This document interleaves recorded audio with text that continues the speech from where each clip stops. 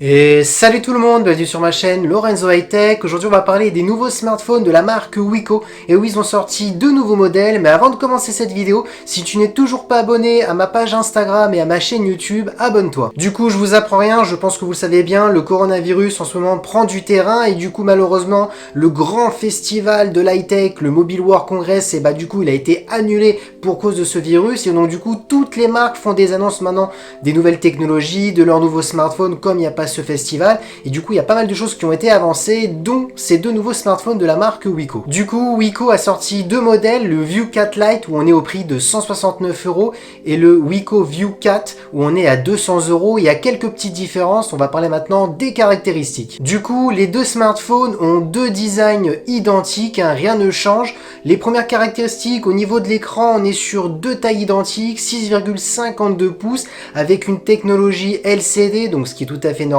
En entrée de gamme, on n'a pas du OLED, bien entendu. On est sur une résolution HD+. Alors là, par contre, c'est là où ce qui me gêne un petit peu, parce que il y a pas mal de marques pour ce prix-là qui proposent du 1920 par 1080, donc du Full HD.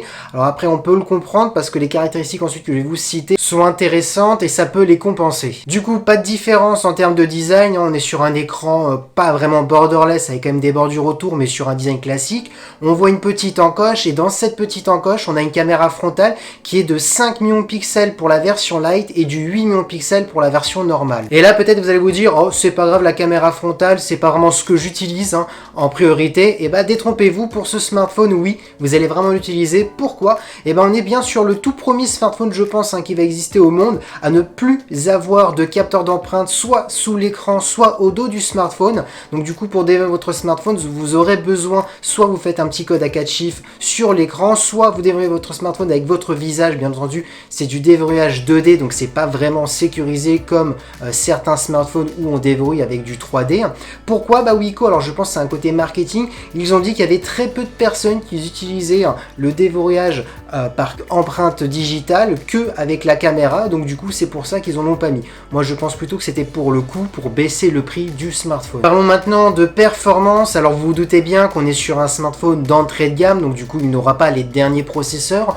On a à l'intérieur le Helio A25 Mediatek, donc ce qui est un petit processeur. Là par contre, là où il y a une petite différence pour les deux modèles, la version Lite on n'aura que 2 Go de RAM, et pour la version normale on sera sur 3 Go de RAM. Donc ça reste suffisant pour faire vraiment des petites recherches sur internet, des petits jeux. Ça sera pas le smartphone le plus performant, mais ça reste quand même intéressant pour un entrée de gamme. Parlons maintenant de photos, et pour ma part, pour ces deux smartphones, c'est un peu leur point fort, parce que je vous ai dit tout à l'heure que le point négatif pour ma part c'était la résolution de l'écran de ces deux smartphones, l'HD+, mais pour ma part, s'ils ont fait ceci, c'est pour baisser le coût, et ils ont plus investi sur la photo. Et là, l'avantage de ces deux smartphones d'entrée de gamme, c'est qu'ils ont trois capteurs. Un capteur principal de 13 millions de pixels, donc ce qui reste correct. On a un mode de portrait de 2 millions de pixels, donc vous savez, c'est pour les effets bokeh, pour faire l'arrière-plan flou. Vous avez bien entendu ce qui est le plus tendance, c'est l'ultra grand angle, on est sur du 5 millions de pixels. Donc si vous voulez avoir un plan large, vous utiliserez ce capteur. Donc c'est vraiment intéressant pour un entrée de gamme d'avoir quand même le mode grand angle et un effet bokeh, sur un prix quand même à 169 € pour le Lite et 200 € pour la version un peu plus boostée. Question autonomie, oui, c'est encore un des points forts. On est sur une batterie de 4000 mAh pour la version Lite et jusqu'à 5000 mAh pour la version normale.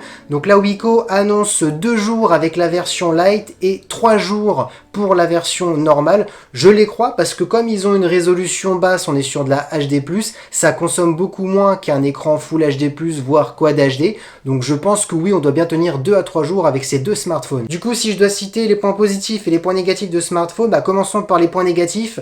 Ce que je vous ai pas dit, c'est qu'il n'y a malheureusement pas de prise type C en termes de connectique, on est sur du micro USB, donc ça je trouve ça vraiment dommage. Deuxième point négatif, c'est son écran avec une petite faible définition de l'HD+. Et le côté point fort, pour ma part, ça serait vraiment la qualité photo. Les trois appareils photo, on a quand même un effet bokeh et un mode grand angle quand même à partir de 169 € ou 200 € pour la version un peu plus boostée. Et surtout une bonne autonomie, 4000 mAh pour la version Lite et 5000 pour la version classique. Donc c'est vraiment intéressant. Et voilà, cette vidéo est terminée. J'espère qu'elle t'a plu. Si c'est le cas, n'oublie pas le petit pouce like, de partager la vidéo, de t'abonner et de t'abonner aussi à ma page Instagram. C'était Lorenzo High Tech.